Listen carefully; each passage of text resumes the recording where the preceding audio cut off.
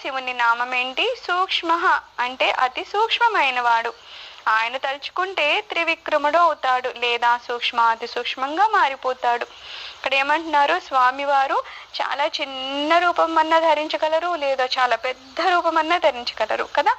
అందుకని ఇక్కడ అతి సూక్ష్మంగా కూడా అవ్వగలరు కాబట్టి సూక్ష్మ అంటాము. అలాగే దుర్లక్ష్యుడు. భగవద్గీత 8వ అధ్యాయము అక్షర పరబ్రహ్మయోగంలో 9వ శ్లోకం చూడాలి. అందులో సూక్ష్మము కంటే సూక్ష్మమైన వాడు, అన్నింటికీ ఆధారమైన వాడు, ఊహకందని దివ్య స్వరూపం గలవాడు, ఆయన సూర్యుడి కంటే తేజవంతుడు, మరియు సమస్త అజ్ఞానపు చీకట్లకి అతీతుడు. అణోరణీయాన్ అంటే సూక్ష్మాతి సూక్ష్మమైన వాడు. ఆత్మ అనేది భౌతిక పదార్థం కంటే సూక్ష్మమైంది, కానీ భగవంతుడు ఆత్మ లోపల స్థితుడై ఉంటాడు కాబట్టి ఆత్మ